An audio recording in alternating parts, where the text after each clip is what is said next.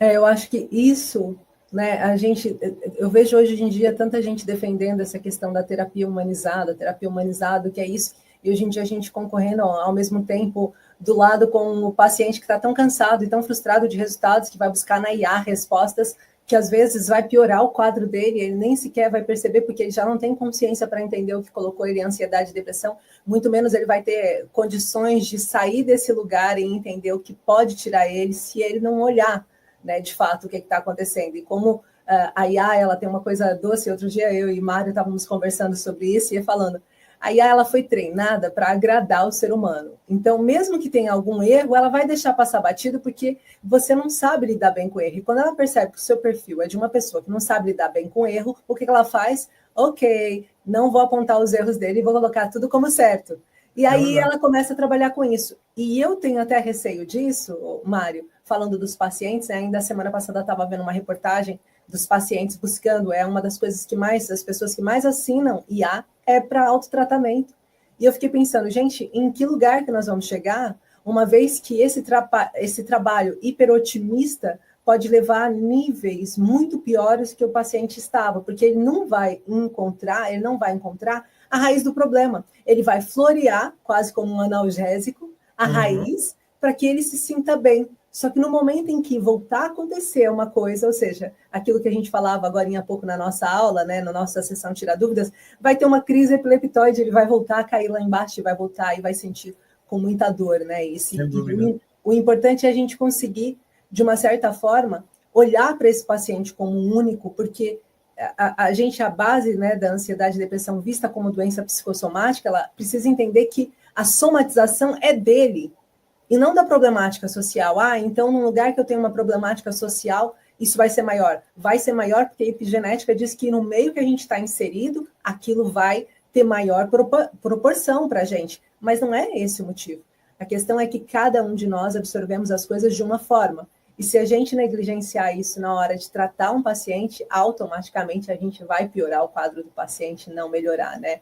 E isso eu acho que é muito importante a gente olhar. E quando você falou do funil da psicologia, né? A gente tem alguns psicólogos já que passaram pela formação, alguns com pós-doutorado já, outros no início do processo, outros que já se formaram em várias áreas da psicologia, e a gente sempre fala sobre isso. Quem conhece de fato a psicologia sabe que, infelizmente, são condicionados a agir de uma determinada forma baseada num único livro que foi feito, que é o DSM, que ele traz luz sobre o que quer ser feito, né? Mas não olha para o paciente como ele realmente está, e até porque muitos não têm dentro da formação de psicologia a capacidade de conseguir olhar. Essa é uma reportagem, mas não sei se você viu, 73% dos psicólogos portugueses, isso foi uma reportagem feita aqui, têm ou tiveram ansiedade ou depressão.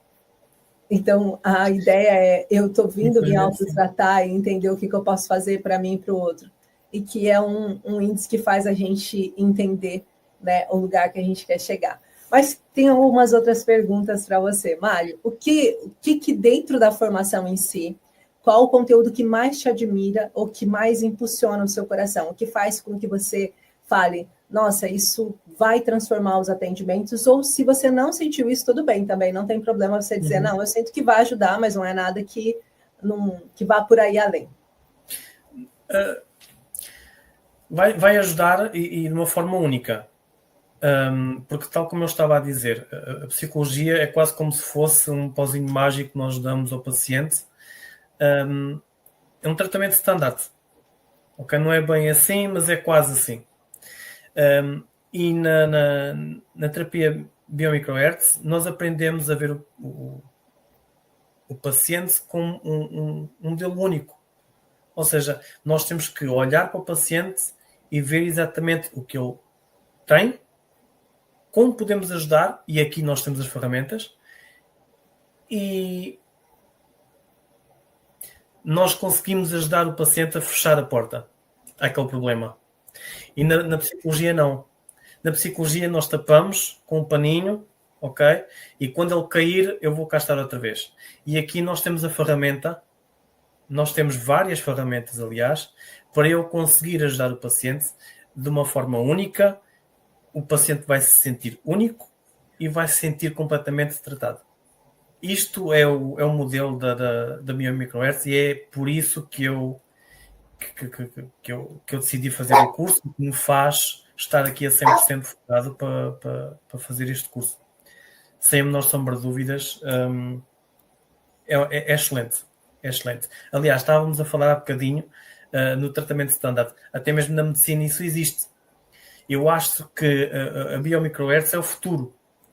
Porque, sem a menor sombra de dúvidas, a medicina daqui a uns 10, 20, 30 anos, seja daqui a quantos anos for, vai ter que voltar para isso. Vai ter que tentar deixar o tratamento standard e vai tentar, porque vai ter, senão vamos continuar a ter o mesmo desastre que temos hoje em dia. Não é? Então nós vamos ter que tentar fazer um modelo único, um padrão único de paciente, porque cada paciente é único e um paciente nunca é igual ao outro, mesmo que tenha o mesmo problema. Porque claro, o sistema imune é diferente, a pessoa é diferente, o corpo reage de maneira diferente e aqui na Biomicrohertz é exatamente isso que se trata. Olhar de forma diferente. E você falou de uma coisa que agora me lembrou, essa mudança dos últimos 3 anos, a gente está passando por uma mudança nos últimos 3 anos, não só porque a própria Organização Mundial da Saúde, ela obriga os países a tomarem partido. Eu vou revelar aqui uma coisa que talvez muitos de vocês que estejam assistindo essa live pela primeira vez não saibam, mas a preocupação do Estado com a saúde mental, ela não é por conta da saúde mental, é por conta da despesa que o governo começa a ter com a saúde mental.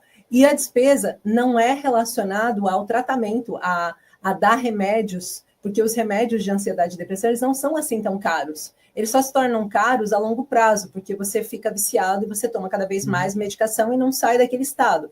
Mas a curto prazo eles não são altos, não é uma coisa que você gasta, por exemplo, como na diabetes ou como em outras doenças cardíacas, essa questão medicamentosa ou cancerígenas, né, que você gasta mais. Mas a questão é que percebeu-se nos últimos anos, e principalmente após a pandemia, que houve um aumento muito grande de baixas de saúde mental, de pessoas que não conseguem voltar para o mercado de trabalho por conta da saúde mental, de pessoas que deixam de trabalhar porque não conseguem, ou seja, eu simplesmente saio do trabalho e não volto mais porque eu não consigo trabalhar por conta das minhas crises de ansiedade, o meu medo, a minha depressão, e cada vez que isso acontece, o governo é altamente impactado. Então, descobriram que há uma taxa enorme em todas as empresas de faltas não justificadas derivadas da ansiedade e depressão.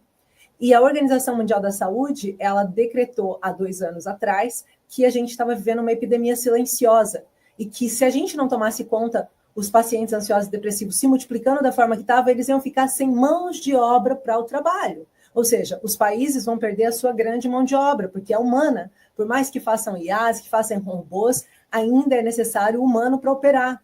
Então, automaticamente, houve uma grande preocupação por conta dessa questão.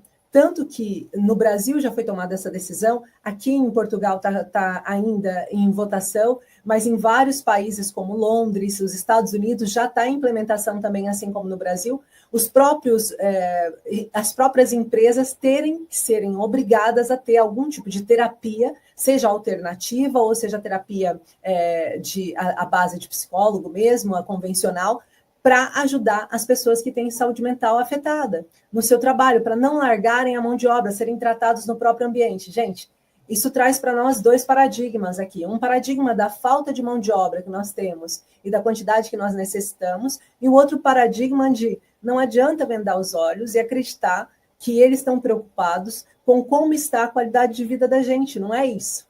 Enquanto não afeta o bolso, essa preocupação não acontece. Desculpa até ter me exaltado aqui, porque isso é uma coisa que ainda mexe muito comigo, essa questão de como é vista a ansiedade e a depressão perante a sociedade, né? E os índices são realmente alarmantes. Eu costumo dizer que terapeuta que está procurando como oportunidade de trabalho, né, muitas vezes trabalha com medicina alternativa, terapia alternativa, mas não tem tanta gente interessada. Mas para ansiedade e depressão, existem montes de pacientes que estão cansados de métodos convencionais que não geraram resultados e que estão buscando desesperadamente que seja possível trabalhar, ou seja, a saúde mental deles com outra forma que possa trazer mais resultados. Então, quero deixar isso aqui claro para vocês, que o fato da gente ver o paciente como único permite a gente chegar mais longe, permite a gente conseguir entender as associações que acontecem com o paciente, né? E eu acho que isso, o Mário tem visto isso dentro da formação, que é a ansiedade, ela vem cheia de sintomas físicos, e esses sintomas físicos são gritos silenciosos do corpo, porque passou por um trauma emocional. Então, o que aconteceu no trauma emocional, a gente consegue saber através do sintoma que foi despertado, né? E isso também é bastante importante. O que mais te